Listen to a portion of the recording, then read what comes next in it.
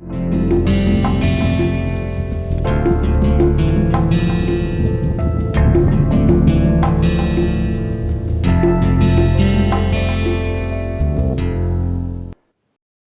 हमने डुओपॉली को इंट्रोड्यूस किया था तब हमने दो तरह के कंपटीशन की बात की थी। एक जिसमें फर्म डिफरेंट क्वांटिटी प्रोड्यूस करके compete करते हैं, चूंकि वो डिफरेंट क्वांटिटी प्रोड्यूस करते हैं तो उससे ऑटोमेटिकली मार्केट में प्राइस डिटरमाइंड हो जाता है।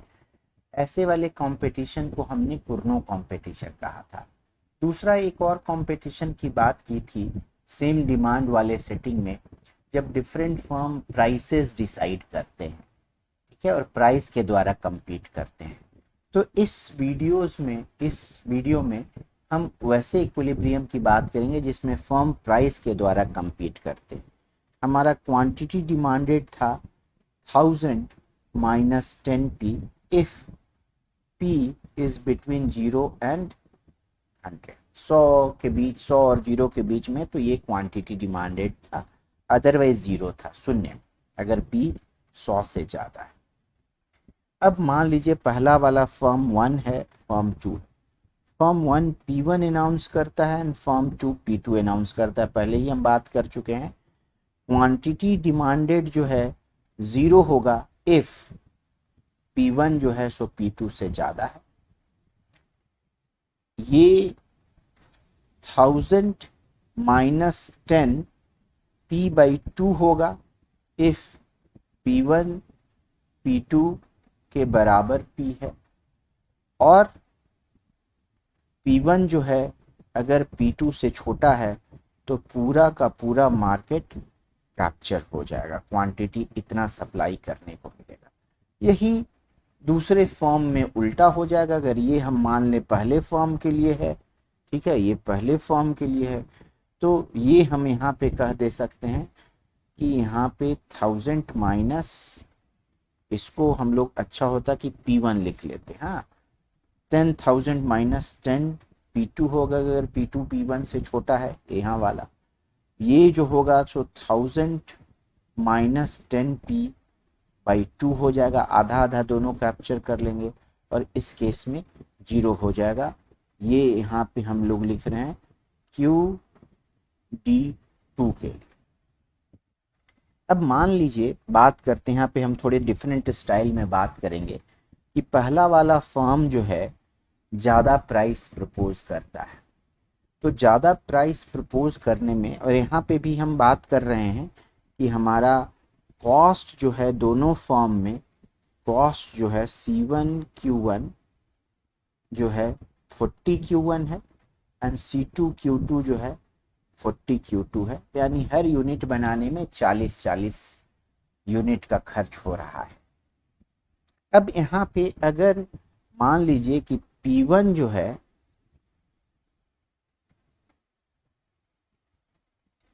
मान लीजिए P1 70 है, तो अगर P1 70 है तो P2 को हमेशा, इसको P2 चाहेगा कि ये P1 से कम हो।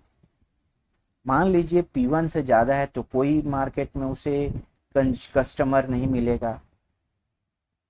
P1 के बराबर है तो आधा ही कस्टमर मिलेगा। थोड़ा सा कम करने से पूरा का पूरा, आप मान लीजिए 70 और 69.5 को कंपेयर करके देख लीजिए कि 70 में आधा मिल रहा है मार्केट, 69.5 जस्ट 50 पैसे का प्राइस में नुकसान हो रहा है, बट मार्केट का पूरा कस्टमर इनके पास जा रहा है।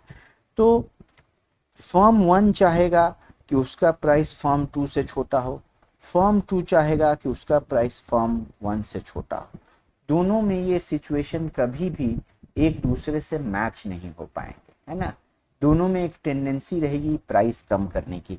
मान लीजिए जैसे फॉर एग्जांपल P, पहला वाला फर्म स्टार्ट करता है 70 के प्राइस से, है ना, तो दूसरा वाला फर्म निसंदेह क्या करेगा, थोड़ा उससे कम प्राइस रख लेगा, मान लीजिए 69 रख लिया, तो पहला वाला फर्म उससे कम रख लेगा, 68 रख लेगा। तो एक टेंडेंसी दोनों में रहेगी कि प्राइस कम से कम करने का, जब तक कि वो मार्जिनल, अपने मार्जिनल कॉस्ट पे ना पहुंच जाए। और अगर मार्जिनल कॉस्ट पे पहुंच जाते हैं जो कि दोनों के लिए बराबर है, तो दोनों फर्दर प्राइस कम नहीं कर सकते हैं, क्योंकि कम करने से उन्हें नुकसान होगा, फायदा नहीं। कॉस्ट जो 40 से 40 तो कम से कम मिलना ही चाहिए। 40 से ज़्यादा क्यों नहीं रखेंगे? अगर मान लीजिए 40.1 किसी ने रख लिया, तो 40.09 रख करके दूसरा वाला पूरा का पूरा मार्केट कैप्चर कर लेगा, फायदा ऑलमोस्ट उतना ही कमा लेगा। तो इस तरह के सेटिंग में जहां हम देखते हैं कि बर्ट्रेंड कंपटीशन है और होमोजीनियस गुड है, एक रूप गुड दोनों बेच रहे हैं, तो देखते हैं कि दोनों फर्म जो होता है अपना प्राइस जो है वो मार्जिनल कॉस्ट के बराबर रख लेते हैं। यहाँ से आगे बात हम सोच सकते हैं कि क्या होगा जब किसी एक का मार्जिनल कॉस्ट जो है दूसरे वाले से ज़्यादा होगा। तो ऑफ कोर्स इस केस में दूसरा वाला हमेशा मार्जिनल कॉस्ट से थोड़ा कम रख करके पूरा का पूरा मार्केट कैप्चर कर लेगा। तो हमेशा हम प्राइस जो देखते हैं वो पहले वाले मार्जिनल कॉस्ट से थोड़ा कम होता है। तो ऐसा हमें बर्ट्रेंड में इक्विलिब्रियम मिलता है कि दोनों के दोनों अगर मार्जिनल कॉस्ट पे अपने गुड्स बेच रहे हों तो उनको कोई फायदा नहीं कमा पा रहे होते हैं, है ना। ऑफ कोर्स मैं बात कर रहा हूँ कि दोनों का मार्जिनल कॉस्ट सेम है। तो यहाँ पे जो सिचुएशन होता है परफेक्ट कंपटीशन की तरह ही होता है। परफेक्ट कंपटीशन में एग्जैक्टली यही होता है कि सारे फर्म अपने प्रोडक्ट मार्जिनल कॉस्ट पे बेच रहे होते हैं, है ना। तो उसकी वजह से कंज्यूमर का यहाँ पे ज़्यादा फायदा होता है। तो सिमिलर ऐसा सिचुएशन हमें मिलता है ऑलिगोपॉली में, यहाँ कह लें डुओपॉली में, जब सारे के सारे फर्म प्राइस कंपटीशन कर रहे हों, एक दूसरे के अगेंस्ट कम से कम प्राइस रखने की होड़ मच जाती है और अल्टीमेटली दोनों प्राइस कम करते हुए मार्जिनल कॉस्ट पे पहुंच जाते हैं।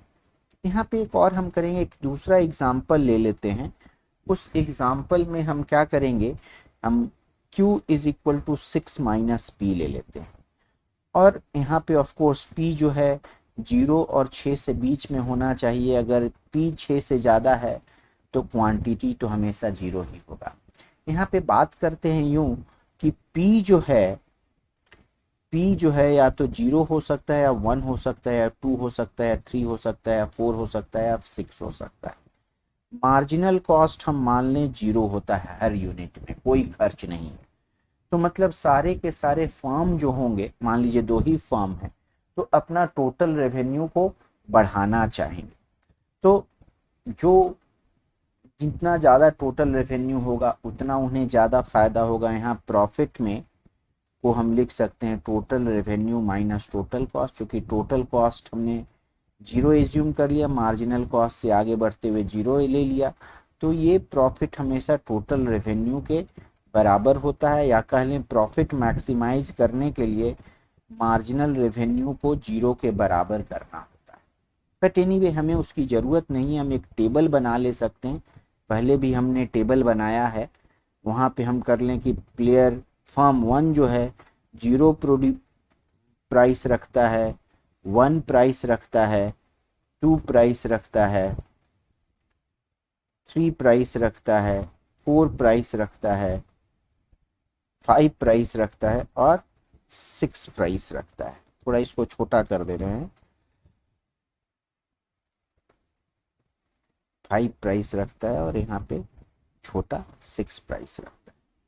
उसी तरह दूसरा वाला फर्म है वो 0 प्राइस रखता है, 1 प्राइस रखता है, या 2 प्राइस रख सकता है, या 3 प्राइस रख सकता है, या 4 प्राइस रख सकता है। थोड़ा इसको बड़ा कर लेते हैं यहाँ पे, और यहाँ पे कह ले 5 प्राइस रख सकता है और 6 प्राइस रखता है ना।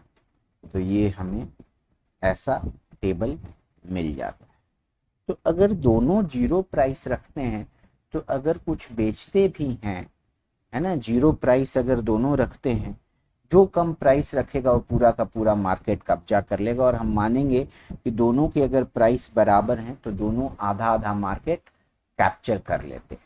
तो अगर दोनों 0 रखेंगे तो क्वांटिटी तो 6 मार्केट में बिकेगी, 3 पहले फर्म से 3 दूसरे फर्म से, कॉस्ट कुछ नहीं है लेकिन प्राइस 0 है। तो ऑफ कोर्स टोटल रेवेन्यू भी जीरो हो जाएगा। और यहाँ तो टोटल रेवेन्यू में बढ़ाने की ही धूम मची है, तो दोनों जीरो अर्न करेंगे। यहाँ भी दोनों जीरो अर्न करेंगे, क्योंकि पहला वाला फर्म का प्राइस कम है तो सब पहले वाले फर्म से खरीदेगा, दूसरे वाले फर्म से कोई नहीं खरीदेगा, तो दूसरे का जीरो आ रहा है, क्योंकि दूसरे वाला फर्म का प्रोडक्ट महंगा है, कोई उससे खरीद नहीं रहा है। लेकिन पहले वाले का भी जीरो आएगा, क्योंकि अगर प्राइस जीरो है तो टोटल रेवेन्यू भी जीरो हो जाएगा। तो इस सारे बॉक्स में हमें जीरो जीरो ही मिलते हैं, है ना।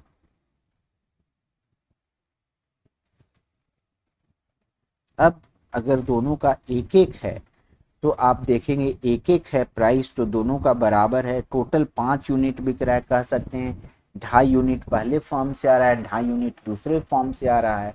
तो 2.5 यूनिट एक एक रुपए में बिक रहा है, एक एक यूनिट में बिक रहा है, तो दोनों को 2.5 मिल रहा है। और यहाँ अगर हम आते हैं तो इसमें पहले फॉर्म का इस बॉक्स में प्राइस 1 है और दूसरे फॉर्म का प्राइस 2 है, तो दूसरे फॉर्म से तो कोई खरीदेगा ही नहीं, फॉर्म 1 से ही खरीदेगा।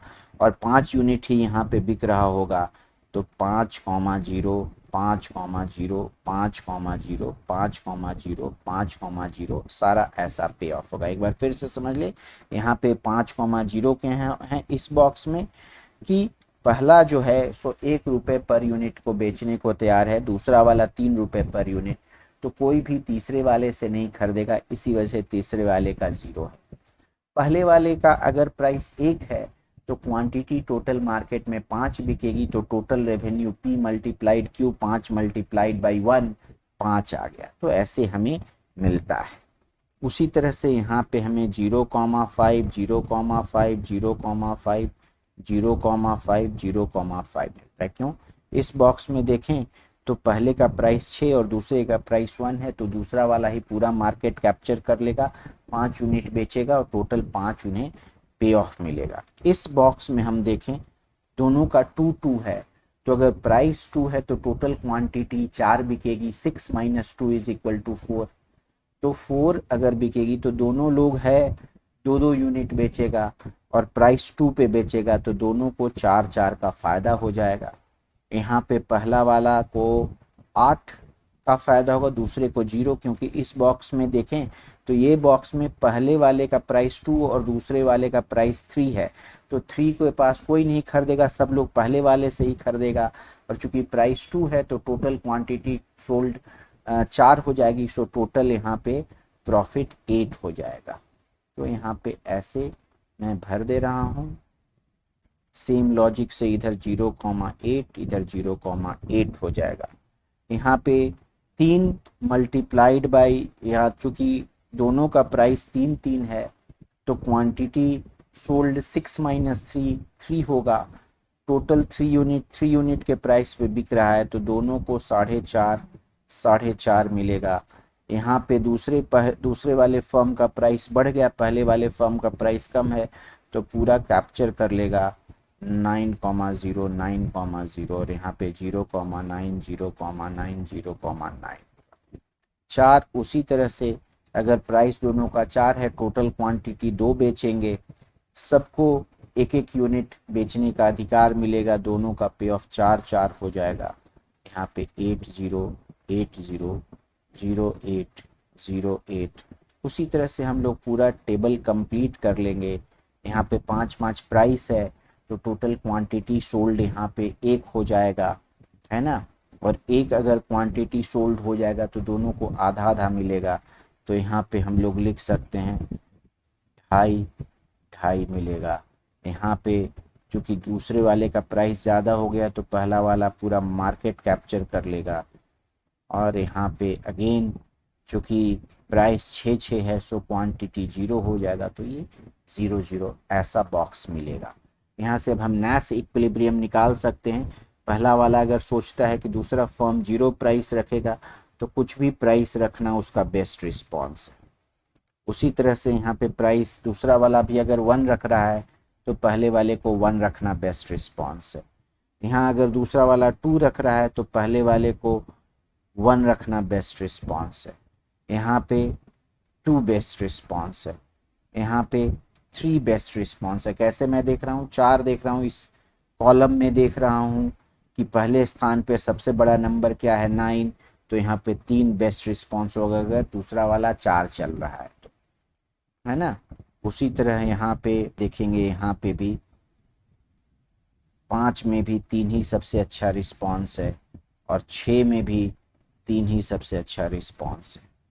उसी तरह हम दूसरे केसेस दूसरे साइड से देख लें प्लेयर 2 के सापेक्ष में, तो बेस्ट रिस्पॉन्स ये